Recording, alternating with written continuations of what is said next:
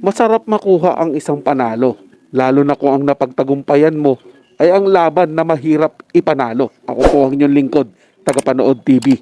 Welcome back po dito sa ating YouTube channel at Facebook page. Panibagong araw, panibagong reaction video po ulit tayo mga tagapanood. At ito po'y galing sa channel ni Showbiz Trend Update. Nasa description po yung link na kanyang channel. Bisitahin po at pakisuportahan na rin. So simulan na po natin ang ating reaction video sa araw na to mga tagapanood. Let's do this! Welcome back sa aking channel. Legendary trio na sina Tito Sotto, Vic Sotto at Joey De Leon panalo matapos makuha officially ang titulong Itbulaga laban sa Tape Incorporated na pag-aari ng mga haloshos. Panoorin at pakinggan ang buong detalye.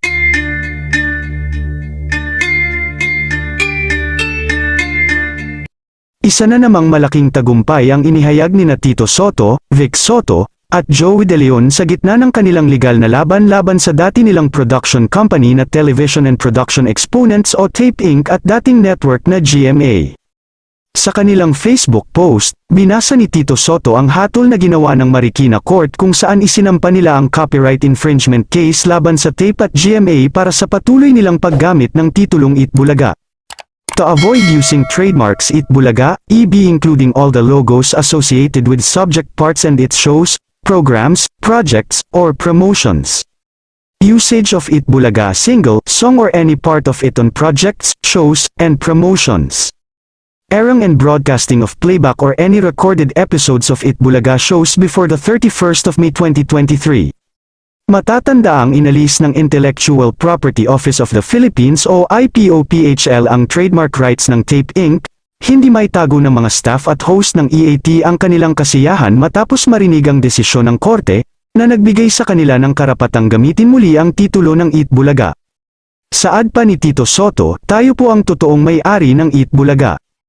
Noong May 31, 2023, umalis ang TVJ, mga host, at staff ng Itbulaga sa palabas dahil sa mga internal na issue na kinasasangkutan ng mga executive nito. Matatandaan na hindi ibinigay ng Tape Inc. ang titulo ng Itbulaga at patuloy itong ginagamit. Pero sa kabila ng pagkapanalo TVJ ay hindi pa rin sumusuko ang Tape at patuloy na lalaban sila sa korte hanggat di nila nababawi ang Itbulaga trademark na inaangkin nila. Samantala, bago tapusin ang live, kinanta ng TVJ at ng mga staff ng Itbulaga ang kanilang orihinal na kanta bilang simbolo dahil legal na silang pinapayagang gamitin ito muli. Sa ngayon ayon sa mga netizens ay mukhang kinarma na si Paulo Contis dahil sa pagpaparinig noon sa mga legendary trio na palagi niyang binibira sa television na parang wala ng respeto sa TVJ, at pag-angkin ng nasabing titulo. Kayo mga ka-showbiz, anong masasabi niyo sa ating showbiz topic ngayon? Kung may opinion kayo ay magkomento lang kayo sa aking comment section. At syempre kung bago pa lang kayo sa aking channel ay mag-subscribe na kayo para lagi kayong updated sa mga showbiz trends na ina-upload ko. Maraming salamat po.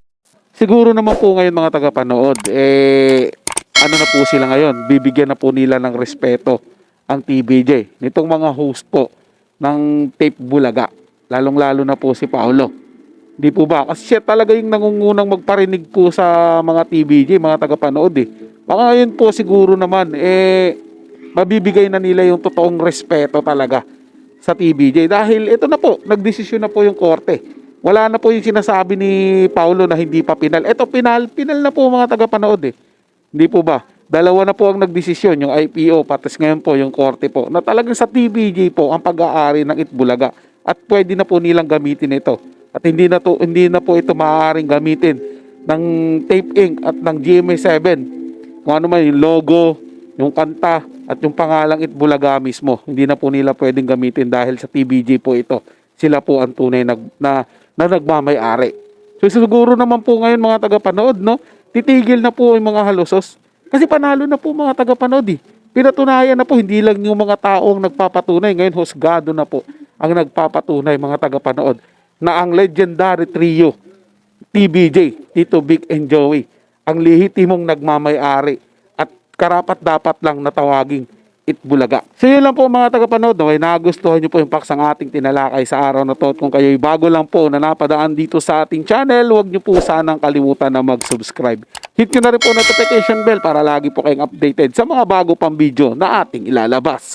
Share, like, and comment din po kayo mga tagapanood, ating ang babasahin at pupusuan. So hanggang sa muli po, ito yung Tagapanood TV. Komento at opinion lamang, wala pong personalan. Paalam po at mabuhay po kayong lahat.